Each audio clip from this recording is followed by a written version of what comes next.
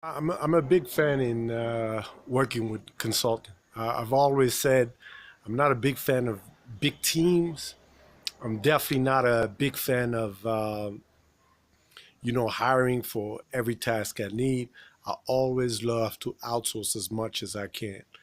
And but when you outsource, I've had a lot of stories, mostly bad than good. But one thing I've learned when you do the outsourcing, or when you work with third party companies, you need to be careful and listen and read between the lines. Of course, they always say, the key of any partnership is in the detailing, which is true.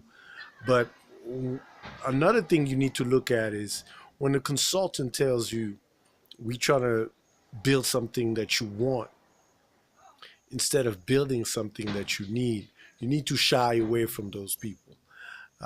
Because one thing I found out was what you want is not necessarily what you need. And a lot of time, what you're looking for, what you want, you're not sure yet. What you're trying to do is solve an issue or a problem you have.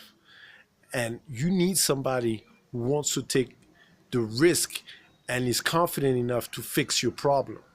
You want that guy, you want that person who's going to say, listen, let me listen to what you have to say. I think, or I know, you know, I know what you need, and then assess from there. If somebody wants to build something what you want, then a lot of time, you might have something basic, and they don't go thinking outside the box. Um, I can't tell how many consultants we work with in different areas, whether it's software developer, hardware development, training program development, and all, et cetera, et cetera. There's quite a few. There's quite a lot of them, but it's, I would say 60% of the outsourcing work I've done has been a failure. I'm very hard on what failure is.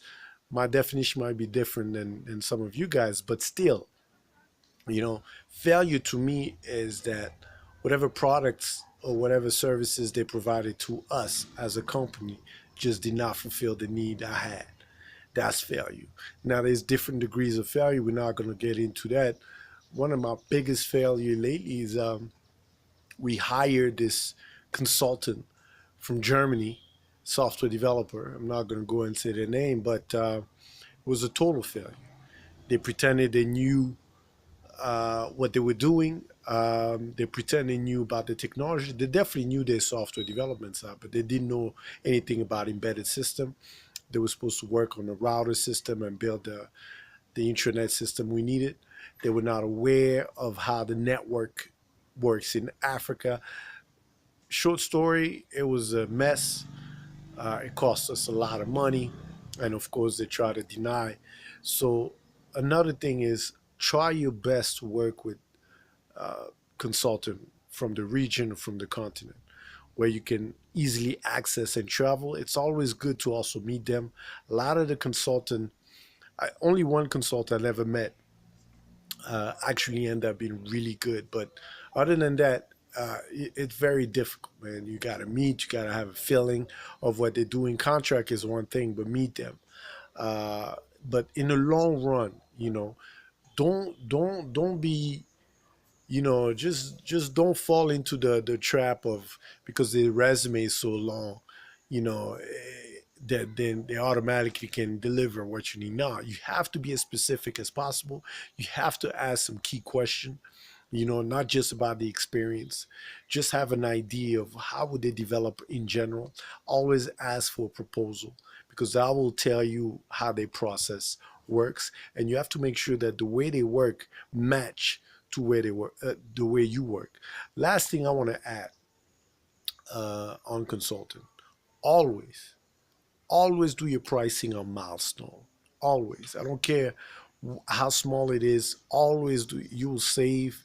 It will minimize your risk, basically. Meaning, instead of agreeing on, oh, I'll pay you 50%, and then 50% when it's done. No, break that proposal, break that project in 3 or 4 tiers, and then you break that pricing, and then you agree, okay, milestone one, I pay this much, you see. Because at least if the delivery is not there, they don't deliver the proper work, you're not happy about what they're doing, you can, opt out and move forward.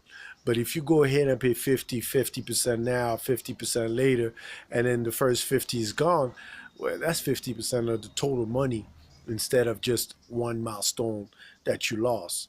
And a lot of times it's a big difference when you start talking about $10,000 or $100,000 consultant fees and all those things. So I hope that will help you guys trying to map out, but stay away from trying to hire for every task you need. And if you do hire, and I know I do talk about this, always focus on people that can solve problem, the problem solving mindset. And that's another topic, guys. But thanks for checking this out.